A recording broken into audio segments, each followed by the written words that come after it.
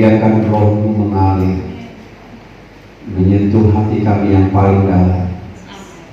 Kami biarkan Tuhan kesukaan surga, suasana surga, atmosfer surga ada di dalam ruangan ini. Setiap kami yang hadir boleh merasakan itu, dan tidak berhenti sampai di situ. Tapi kami Tuhan akan melihat kepenuhan itu secara nyata. Kami akan mengalami sukacita yang luar biasa. Sebentar kami akan duduk diam, mendengarkan firman-Mu dengan teliti, dengan seksama, sehingga kebenaran firman itu membawa kemenangan, kemerdekaan, kelepasan, dan kami akan mengalami perkara-perkara yang besar. Kami buka hati hanya di dalam nama Tuhan Yesus Kristus. Kami mengucap syukur dan berdoa. Semua yang percaya berkata, amin. Silakan duduk, Bapak Ibu. Shalom. Roh Kudus itu akan memenuhi orang-orang yang ada rasa haus di hatinya. Hatinya haus, ada rasa lapar. Saudara mengerti nggak arti haus? Saudara udah capek banget, berkeringat, gitu ya. Terus saudara menemukan segelas air sejuk, gitu ya, segar gitu. Dan saudara mulai minum satu gelas, minum lagi, dan saudara sampai puas. Dan bagaimana ekspresi saudara ketika sudah puas? Dan rasa dahagamu itu dipuaskan Tuhan. Pasti mukanya berseri-seri bukan? Saudara merasakan kelegaan yang begitu besar dalam ini. Nah, hari ini saya ingin menyampaikan firman Tuhan tentang Roh Kudus mengerjakan terobosan. Hidup itu fluktuatif, Bapak Ibu, seperti grafik naik turun gitu. Saya mengatakan tidak ada hidup manusia itu flat, datar. Kalau saudara kudus semuanya sepanjang hidup terus. Tetapi kadang-kala dia begitu grafik. Tetapi kedewasaan pertumbuhan iman orang Kristen boleh dia seperti grafik turun naik, tapi progresnya naik, bukan begini, tapi gini, tetap naik, tapi turun sedikit, naik lagi. Amin. Ketika Roh Kudus memenuhi hidup kita, menjamah hati kita, maka nilai-nilai yang progres itu yang sedang kita alami. Kita kadang jatuh, menurut kita udah jatuh gitu ya. Tapi jatuh kita dengan dulu kita waktu belum mengenal Allah itu sangat jauh banget perbedaannya. Ya kan? Bapak Ibu, saudara sekalian merasakan gak itu? Kalau kemarin saya bersaksi, rasanya saya dihantam di kiri kanan gitu kan? Ya, saya tidak bilang saya jatuh lagi down banget, tidak. Itu grafiknya. Saya naik, turun dikit, untuk naik lagi lebih tinggi lagi, ya. Begitulah hidup. Makanya kalau kita lihat ada saudara kita lagi down, ya, beri pepanah, beri kekuatan, doakan dia, nasihati dia, support dia, maka kita sama-sama bertumbuh dan maju. Kita baca ayat firman Tuhan dari Kisah Para Rasul pasal 19 ayat 6. Mari kita baca bersama-sama ayat ini. Demikian firman Tuhan. Dan ketika Paulus menempatkan tangan di atas mereka, turunlah Roh Kudus ke atas mereka, dan mulailah mereka berkata-kata dalam bahasa roh dan bernubuat. Terobosan akan terjadi di dalam hidup orang percaya ketika dia menerima kepenuhan kuasa Roh Kudus. Jadi yang pertama yang saya mau sampaikan kepada saudara bahwa ketika hamba-hamba Tuhan menumpangkan tangan, karena kami ini hamba-hamba Tuhan, siapapun itu orangnya sudah diberi otoriti, kuasa ya dari Allah Tidak perlu jemaat menghakimi seorang hamba Tuhan. Dia dihakimi oleh Tuhan sendiri. Amin. Kalau hidupnya tidak benar, pasti ditampar Tuhan. Gak usah jemaat menabok, Tuhan sudah siap kok menabok. Tapi saya katakan, ketika hamba Tuhan menumpangkan tangan di atas kepala saudara, itu ada kuasa. Saudara terima atau tidak itu terserah. Tapi ketika kau buka hati, ketika menumpangkan tangan, kenapa kita selama ibadah ini saya menumpangkan tangan? Ada yang merasakan, ada yang tidak. Anak kecil merasakan. Waktu hari pertama saya yang hari Kamis ini yang lalu, saya turun dari mimbar ini, saya berdoa saudara satu persatu. Ada anak kecil di situ lagi berdoa. Dia berdoa sungguh-sungguh.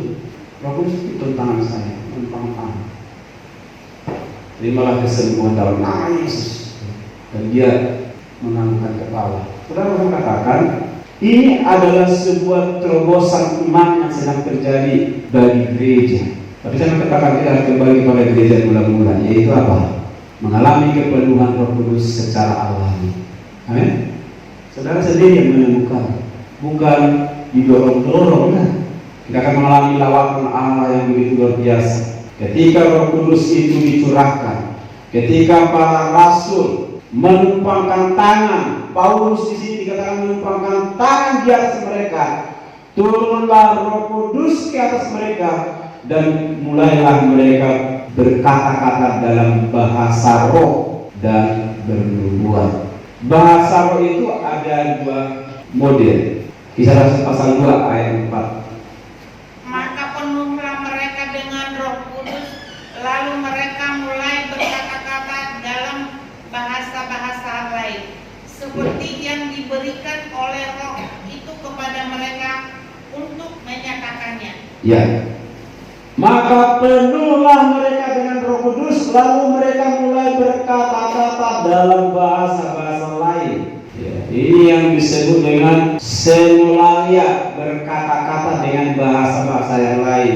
Jadi pada saat itu di luar itu banyak orang-orang yang beriman, yang percaya kepada Tuhan dari berbagai negara dan bangsa. Jadi ketika para murid itu penuh dengan Roh Kudus, para murid itu bahasanya mereka, padahal orang itu tidak tahu. Ini disebut bahasa lain. Jadi ketika Roh Kudus dicurahkan, pertama-tama yang terjadi adalah Tuhan beri dengan bahasa yang lain. Bisa mereka mengucapkannya dengan baik, dengan lafal yang baik, dengan gaya bahasa yang baik, seperti bahasa orang-orang yang di luar itu. Kok mereka tahu ya bahasa kita? Mereka kaget.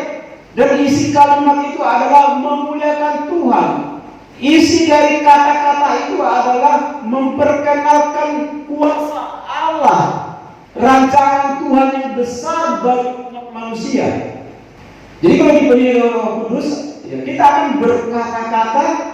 Yang satu Tuhan katakan bahasa yang disebut semulalia, bahasa orang lain kita berkatakan, tapi kita sendiri nggak mengerti, tapi orang lain mengerti.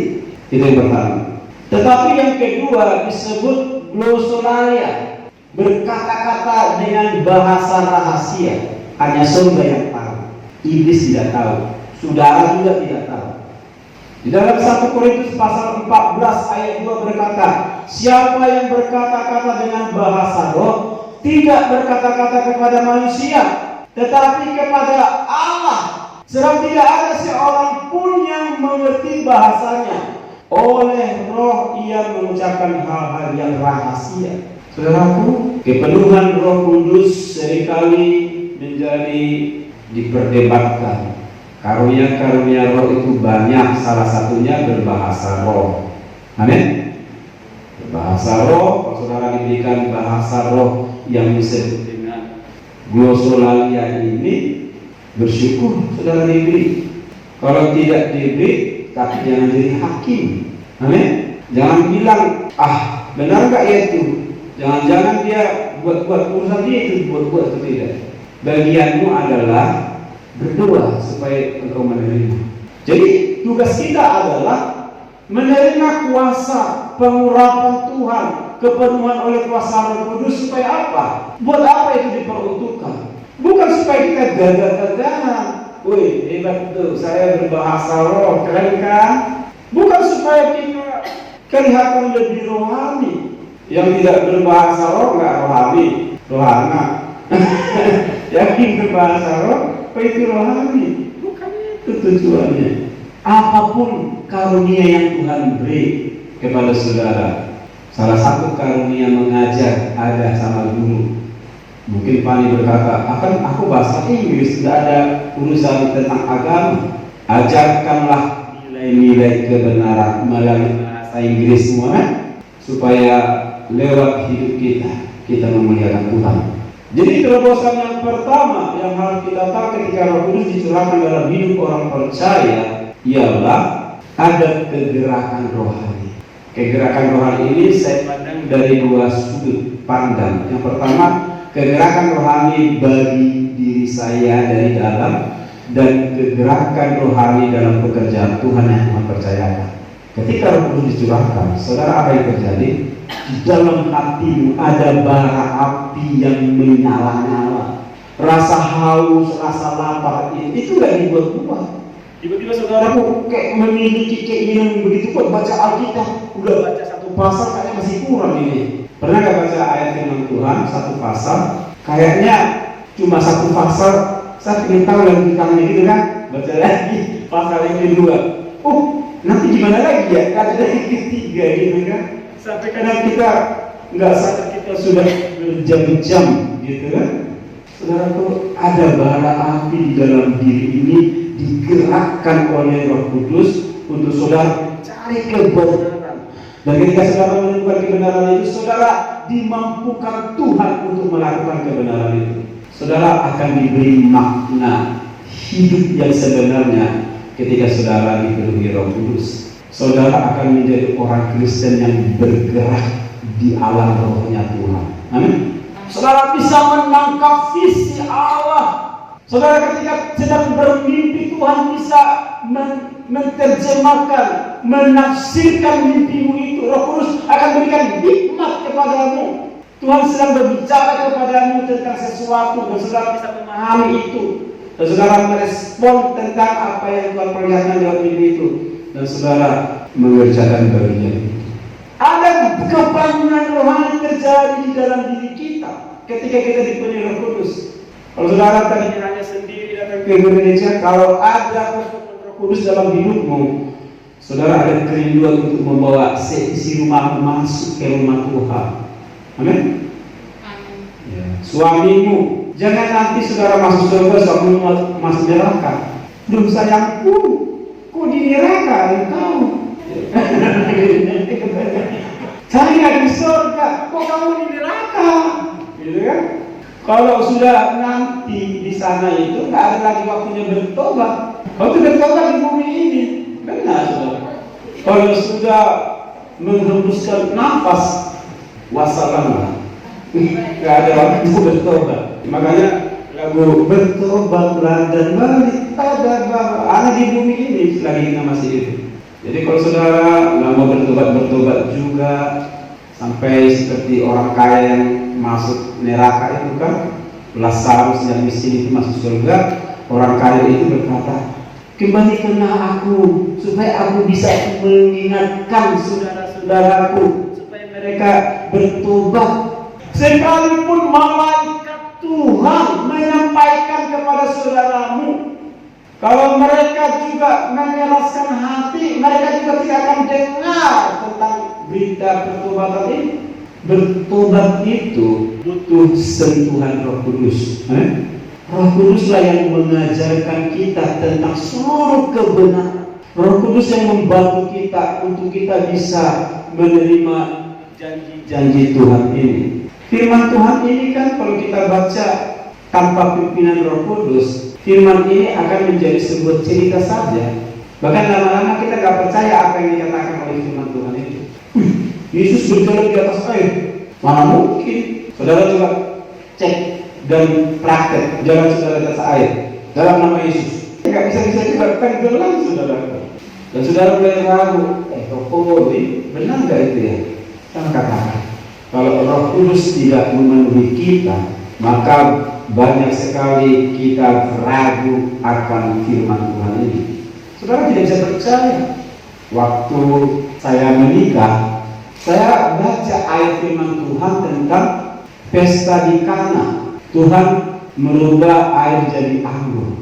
Apa yang saya pahami dengan pembacaan itu adalah firman Tuhan yang sedang berbicara kepada saya.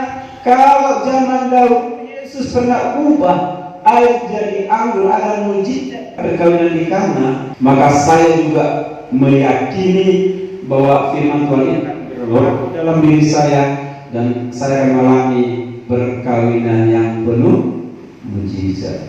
Benar, saya mengalami mujizat, saudara.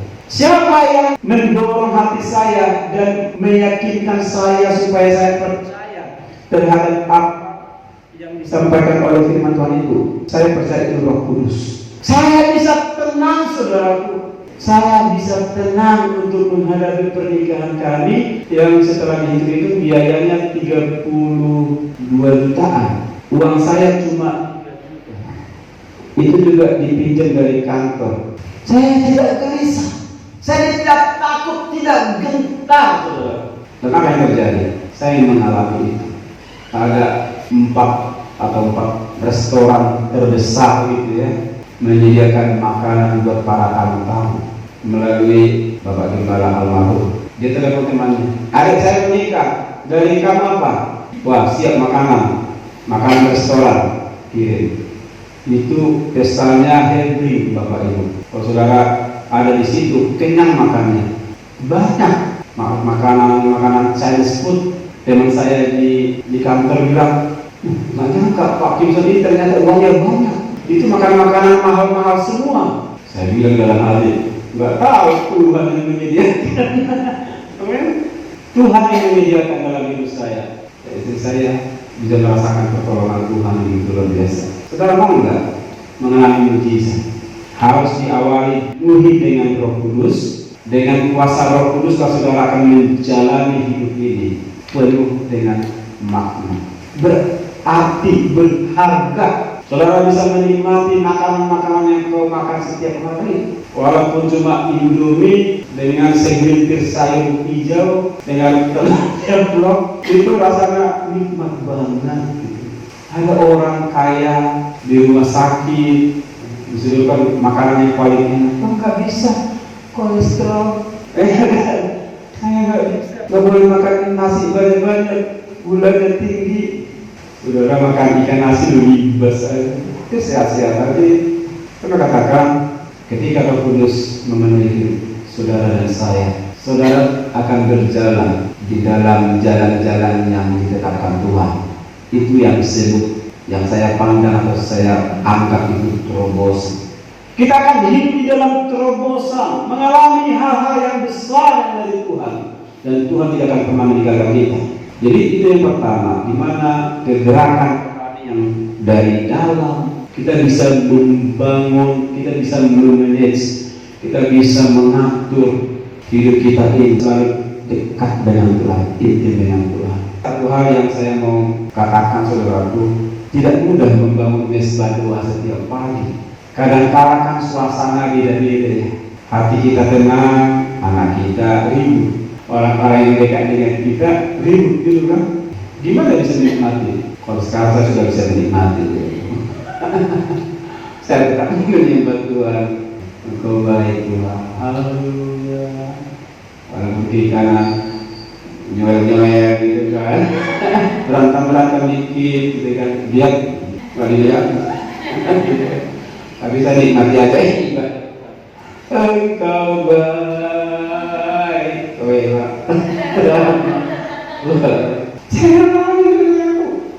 kegerakan rohani akan bergerak terus.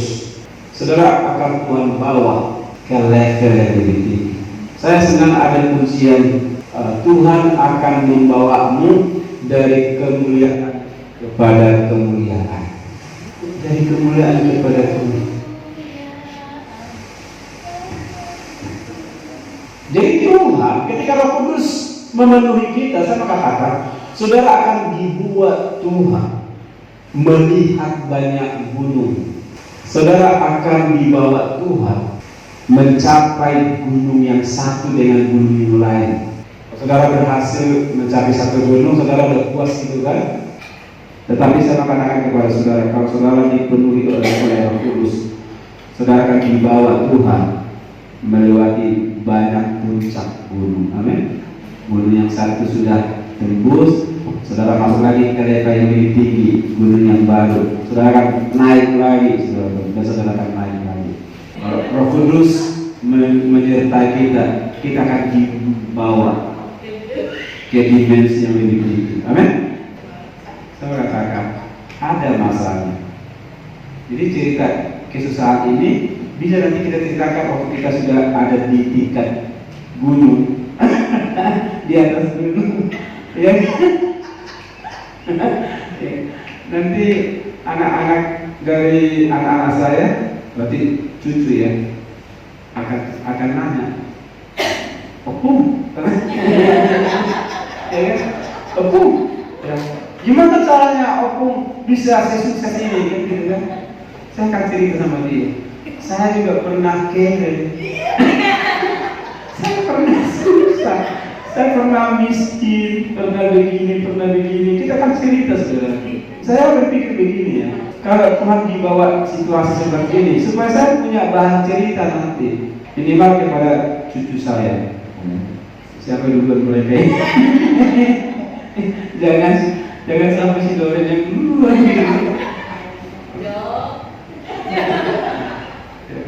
Saya berharap ya, kita akan melihat kemuliaan Tuhan lebih lagi nyata. Itu yang disebut kegerakan rohani. Kita akan melewati banyak kemuliaan bersama dengan Tuhan. Yang kedua, ketika kita dipenuhi oleh Roh Kudus, maka kita akan mengalami yang namanya terobosan menerima kuasa, otoriti. Bacakan satu ayat firman Tuhan, Kisah Rasul pasal 1 ayat 8 berkata, tetapi kamu akan menerima kuasa kalau Roh Kudus turun ke atas kamu, dan kamu akan menjadi saksiku di Yerusalem, di seluruh Yudea dan Samaria dan sampai ke ujung bumi. Saya garis bawahi tentang namanya kuasa, menerima kuasa. Kenapa kita harus menerima kuasa? Karena dunia ini ada penguasanya. Waktu malaikat dihukum Tuhan dan dilemparkan ke bumi ini, yaitu malaikat Lucifer, sepertiga malaikat itu dibuang ke bumi ini, dan bumi ini sudah dipenuhi oleh penguasa-penguasa yang disebut roh jahat di udara, penguasa-penguasa dan penghulu-penghulu udara itu kan, mulai level rendah, roh jahat, penghulu-penghulu, penguasa-penguasa di udara. Sehingga kalau kita tidak diperlengkapi Tuhan dengan kuasa yang dari surga, maka kita ini tidak bisa mengalahkan. Kita nggak bisa mengalahkan kuasa kegelapan dengan kekuatan kita.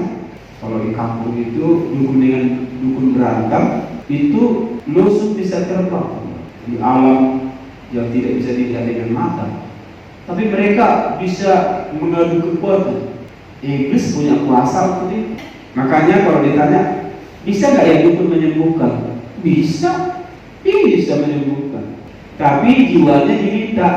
Kalau mati kau nanti, jiwamu milikku. Kalau aku ke neraka, kau ke neraka. Dan memang di situ rumahku, kata Iblis, ya kan?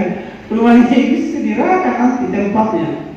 Makanya kalau ada orang sakit gitu ya, kadang-kadang terdesak, kadang-kadang iman kita, kalau kita jauh dari Tuhan, kita akan menghalalkan segala cara untuk kesembuhan lewat apapun. Urusan kedukun itu sudah makanan saya dari kecil. Mama saya itu selalu bawa saya, ayo ke rumah orang pintar katanya, kasih penglaris gitu, bayar mahal, bawa air hitam, jangan lupa uangnya, kata, oh iya ada juga, diingatin loh, Bu, nanti kalau datang ayam hitam, ayam merah, terus jangan lupa uangnya gitu. Nah, jadi dukun juga cari duit, nggak mungkin nggak ada uangnya. Dan saya tahu bagaimana cara mereka mengikat. Itu ada tabas-tabasnya, itu bahasa Indonesia apa ya? Mantranya, kayak penyembah, pakai asap-asap. bulan ini daganganmu lancar. Terima kasih kata mama saya. Saya nggak ngerti dulu kan. Emang lancar saudara. Mama saya kalau dari Sungai Garompang, Tanjung Balai, bawa ikan teri, udang gepeng itu ya, itu mahal. Karena nggak ada kulitnya, dagingnya, daging itu. Dan bawaannya banyak, berton-ton saudara. Sekali jalan lancar saudara. Tapi mama saya juga rajin berdoa. Jadi juga kan itu, ini berkat dari Tuhan. Kalau doa pasti nangis. Kuasa kegelapan begitu mencengkeram banyak anak-anak Tuhan karena nggak paham. Tapi puji Tuhan, saya ingat ketika mama saya menelpon, saya pernah cerita ya. Dia bilang, mati. Emang kenapa? Iblis itu sudah ada di depan mata saya, siap mencengkeram. Saya bilang sebagai hamba Tuhan, saya anakmu, tapi yang lagi berdua sama mama ini hamba Tuhan. Habis berdua nanti buang semua bulu-bulu itu, bakar saya. Berdoa, Mama Yesus, lindungi mama saya. Kuasa kegelapan aku patahkan dengan darah Mama Yesus. Dan saya percaya mama saya akan melakukan tindakan iman. Semua bule-bule apa itu, jimat-jimat bakar depan rumah. Mama saya marah. Oh, biar mati aku sekalian, biar puas kamu katanya. Diambil, dibakar itu. Biar mati sekalian itu maksudnya dia. Karena marah dia dibakar itu. Tapi bagi-baginya dia, saya telepon. Gimana kalau udah sehat? Sehat saudara. Itu sebabnya di dunia ini ada penguasa. Tapi ketika Roh Kudus itu dicurahkan di dalam diri saudara dan saya, diberi kuasa yang lebih tinggi levelnya. Makanya dikatakan roh yang ada padaku jauh lebih besar daripada roh yang ada dalam dunia. Memang ada roh di dalam dunia ini. Makanya kalau ada orang itu, pokoknya di balik pohon itu ada yang hitam. Enggak apa pun itu, seram gitu kan. Memang ada penguasaan. Makanya orang-orang yang tidak mengenal Tuhan kan, kalau melewati daerah yang akan apa mereka bilang? Permisi opung, mau lewat kami keturunanmu. Tapi bagi anak Tuhan, perlu apa enggak? Waktu rumah kami lagi dibangun, lagi yang lantai 2 itu dibangun, adik saya tidur di situ. Terus dia tidur, terus ada perempuan pakai baju putih tidur di sini, Mas gitu ya. Iya. Terus dia kan cerita lagi berdoa. Saya nggak tahu itu cerita adik saya dengan ini benar atau tidak, saya nggak tahu lah. Tapi kalau itu ada, sejak saya tahu itu, maka saya melakukan peperangan rohani.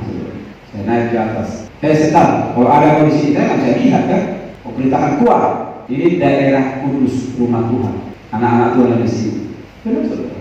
Saya nggak tahu dulu daerah tempat tinggal saya itu apa. Tempat sampah dulu ya. Sampah kita timbul jadi ibu bisa bangun rumah itu. Dan ada kepekaan. Ketika Roh Kudus ada dalam kita, ada kepekaan. Kita tahu. Sama waktu saya lagi mendoakan. Jika kami masuk satu rumah jemaat kami yang ada di Bekasi Timur itu, belum nyampe pintu rumahnya. Gede banget kepalaku, seram banget. Ya, terus kami masuk dengan keterangan rohani dulu. Kami bersihkan dengan dalam nama Yesus segala kuasa kegelapan. Terus saya tanya, apa yang membuat ini jadi seram? Saya bilang, apa yang kalian lakukan di sini? Ternyata ada sesembahyang mereka dilanjutkan dari nenek moyangnya, berkelanjutan terus itu disembah mereka. Saya bilang harus dibuang. Dan selama 13 tahun mereka tidak punya anak. Tapi ketika kami sudah layani ini dibersihkan, tahun depannya mereka dikaruniakan Tuhan punya anak. Jadi artinya kuasa dalam dunia ada, dan kita diberikanlah kuasa itu, otoritas itu. Bukan saja hanya mengusir setan, ya, tapi juga bisa mengeluarkan orang sakit, mengeluarkan pergumulan orang lain.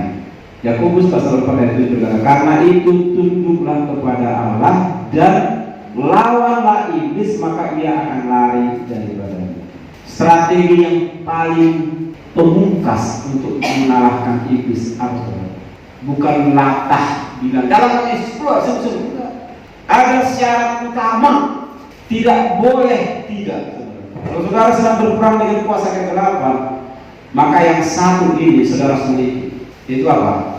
Tunduk kepada otoritas Allah. Saudara ini Roh Kudus, itu membuktikan saudara sedang menundukkan diri dalam pimpinan Tuhan. Amin.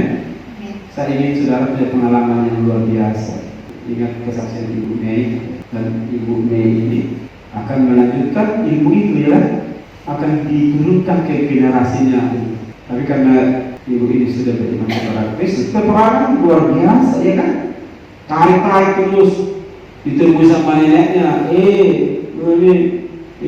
jimat. Orang sampai hari ini peperangan luar biasa. Dan kita buktikan bahwa roh yang ada pada kita jauh lebih besar. Amin. Jangan takut, jangan gelisah, jangan khawatir. Tuhan kita punya kuasa. Asal engkau tunduk. Ikut Tuhan itu gak perlu macam-macam, saudaraku. Gak terlalu banyak syarat-syaratnya. Tunduk saja kepada Tuhan. Kalau kau dengarkan perintah Tuhan, firman Allah, ada firman Tuhan itu memberi nasihat, ada firman Tuhan itu memberikan teguran, taati aja. Kalau ditampar, bilang terima kasih Tuhan. Kalau ditelanjangi Tuhan, Tuhan pukul engkau karena kesalahanmu. Ya, Tuhan tindas engkau karena kebodohan kita. Kalau orang yang tunduk tidak melawan, apa anak Tuhan? Benar gitu. Tapi dia Tuhan, oke.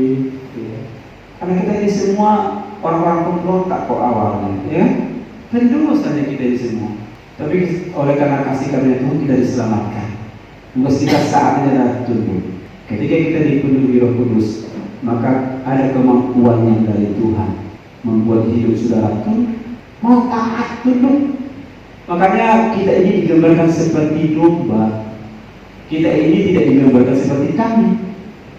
Orang kambing, ya gembalanya bisa ditanduk loh. Iya, saya lihat itu ada gembala ditarik kambingnya, ditanduk itu gembala ini. Oh gitu, oh dipukul mana? Kalau domba, tenang domba enggak. Duduk gembalanya ini pak, di sini semuanya yang datang. Kalau gembalanya jahat, masuk lubang semua, masih domba. Itu dulu kok. Makanya bersyukurlah kita punya gembala yang baik. Yesus gembala yang baik menuntut kita. Kita domba itu nurut. Kalau kita tidak ada di kawanan gembala, saudara, kita tersesat. Kalau orang sudah tidak datang lagi ke gereja, nggak mau lagi beribadah kepada Allah, sesat, disesatkan oleh dunia ini, dibutakan oleh indah zaman ini, benar saudara. Tapi saudara masih tetap setia, dan saudara dipenuhi oleh kuasa Roh Kudus, saudara akan berbeda. Saudara akan bisa mengerjakan terobosan. Saudara akan mengalami yang namanya hidup di dalam lompatan-lompatan iman. Saya bersyukur hari ini bahwa kekuatan supranatural yang dari Tuhan itu menyertai. Waktu saya tidak bisa melihat jalan keluar, tapi Tuhan tahu jalan keluar. Waktu saya katakan sama Tuhan, saya kurang setuju jalan keluarnya begitu. Boleh nggak saya bantah Tuhan? Terimalah. Dan setelah saya terus dekat dengan Tuhan, oh iya ya ternyata yang pilihan Tuhan itu yang terbaik. Tadinya saya bukan yang terbaik, tapi setelah dari luar, oh itu yang terbaik. Akhirnya saya bisa berkata terima kasih Tuhan, aku mensyukuri. Sebenarnya waktu dulu saya beli mobil Zebra itu yang sudah jadi longsokan, sudah diangkut. Itu sebenarnya Tuhan sudah ngomong, bukan itu mobil pilihan. Tapi saya bilang sama istri, ayo kita beli, kita cicil, ya, kita paksakan diri, saudaraku. Dan apa yang terjadi? Itu mobil setiap masuk rumah sakit, ke bengkel, saudaraku, biayanya mahal. Setiap masuk, dia sering batu, saudaraku. Dulu, tinggal jalan dia, oh mau mogok, nanti saya kaya, ayo dong, berhenti dan dikit, gitu. Iya, karena kami lagi di puncak, ya, di puncak sama istri sama anak-anak, juga masih kecil ya, masih kecil-kecil. Mobil, nggak bisa jalan. Mati. Terus ada mobil kita ketemu airnya dibongkar. Dan setelah berjalannya waktu segala macam, saya baru sadar. Seringkali saya melawan apa yang sudah Tuhan kasih tahu. Dan sekarang saya mulai terlatih dengar-dengaran Tuhan. Kemarin, saudaraku, kalau dipenuhi dengan kuasa Roh Kudus, saudara akan mengalami kepekaan yang tajam. Amin. Saudara tahu mana yang dari Tuhan, membedakan. Semakin saudara intim dengan Tuhan, saudara akan memiliki kepekaan seperti itu. Saudara ada pasangan menemui pagi, juga mendekat decis. Kali itu malam doa, kali bilang, di mana rumahmu? Oh, di Pondok Indah. Oh, udah punya rumah itu? Ya, udah ada 2. Mobilnya aku, tapi yang terbaru, gitu kan? Merci lah, biasa. Kerja di mana tuh? Oh, di Pertamina. Gajinya lumayan lah, 150 juta per bulan. Kami kan merasa terdiri. Tapi kalau ada Roh Kudus di hatinya kami, dia bisa melihat itu dari sisi kerohanian yang lebih dalam. Padahal secara ini kan wah kan, punya rumah segala macam.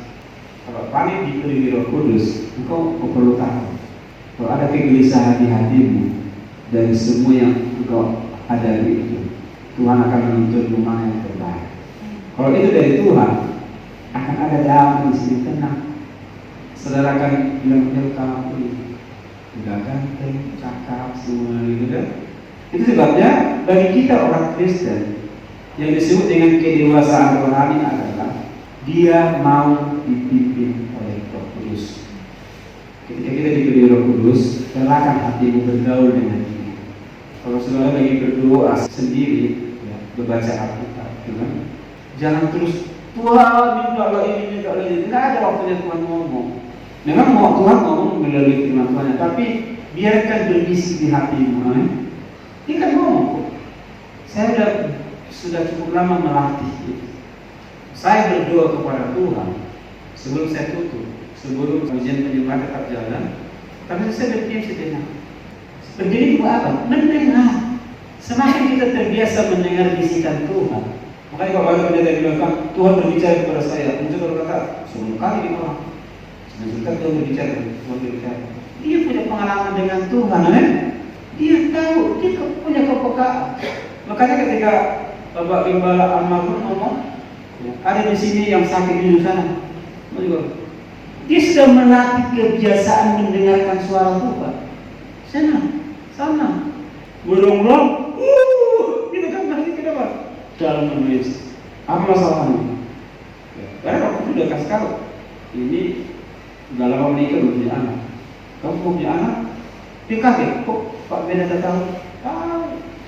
Hatinya ditahu. Jadi kalau orang beli Roh Kudus, berdoa dengan Roh Kudus, sudah akan dilatih.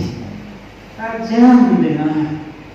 Sudah akan menjadi orang Kristen memiliki kepribadian yang dekat dengan Tuhan. Tahu cara menyenangkan hati Tuhan. Amin. Setiap tindak tandukmu, setiap tingkah lakumu di dalam persekutuan dengan Tuhan itu terlihat jelas. Apakah kau lagi sakit hati? Apakah kau lagi benci sama seseorang? Apakah kau lagi emosi tingkat dewa? Roh Kudus akan berisi.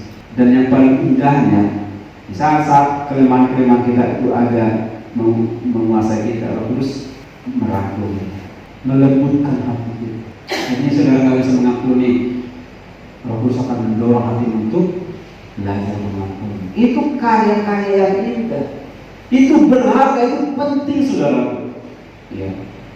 Kelemahan-kelemahan kita semua pelan-pelan kita jadikan dan tidak akan bisa hidup seperti yang Tuhan mau. 2 hal ini yang penting. Yang pertama, ketika Roh Kudus memenuhi kita, maka kita akan ada gerakan dari dalam dan kita bisa bergerak untuk pekerjaan Tuhan. Dan yang kedua, ada terobosan melalui ketika kita terima kuasa itu, maka kita akan mengalami menjadi saksi Tuhan, mulai di rumah, di kubu yang lebih besar lagi, ya, tetangga kita. Jadi kalau saudara masih suka berantem dengan tetangga, belum jadi saksi itu. Kalau saudara ada berteman dengan warga gereja, harus berteman dengan warga kampung rawa juga, kan? Harus berteman dengan orang-orang yang levelnya lebih tinggi. Saudara itu apa yang saudara harapkan dari Tuhan? Apa yang ingin engkau dapatkan hari-hari ini? Tuhan sediakan bagi, tetapi mintalah kepenuhan kuasa Roh Kudus dan belajarlah dipimpin oleh Roh Tuhan setiap hari dalam persekutuan dengan Tuhan. tajamkan pendengaran rohanimu untuk mendengarkan suara Tuhan, sehingga engkau semakin tahu mana yang dikehendaki Allah dalam hidupmu, dan sepanjang hidupmu engkau akan menjadi orang Kristen yang bergaul dengan Allah. Tuhan sudah maju ke depan, para terus sering kita bagi bernyanyi. Selaku malam ini tidak menggebu-gebu, tetapi saya yakin Roh Kudus memenuhi kehidupan kita sekarang. Saya ingin kita menyanyikan pujian berhembuslah Roh Kudus di tempat ini. Saudara hanya berdiri di tempatmu, dan kalau kau rindu terus mengalami kuasa Allah, mintalah dipenuhi oleh Roh Kudus. Ketika Tuhan melawat kita, maka Tuhan akan memberikan sesuatu yang luar biasa. Dengarkan pujian ini berhembuslah Roh Kudus. Para singer maju ke depan.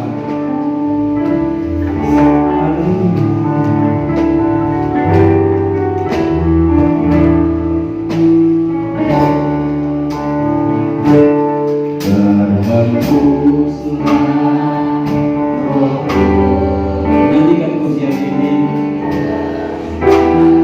dengan kesungguhan hatimu.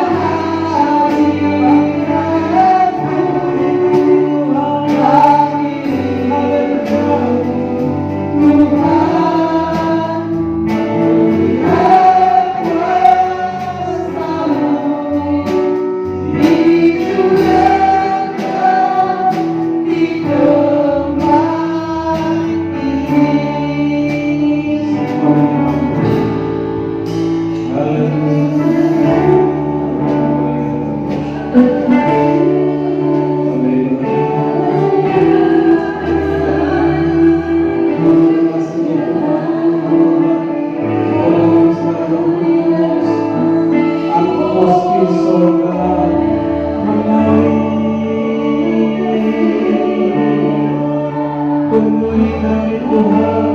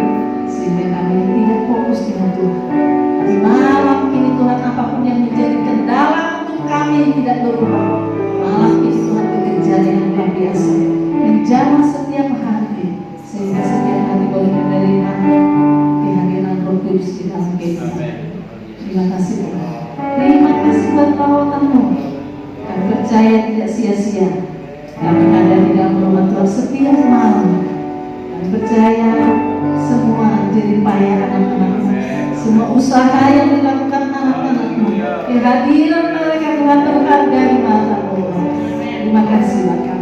Terima kasih Tuhan. segala pujian dan hormat dan diri hari ini. Amin.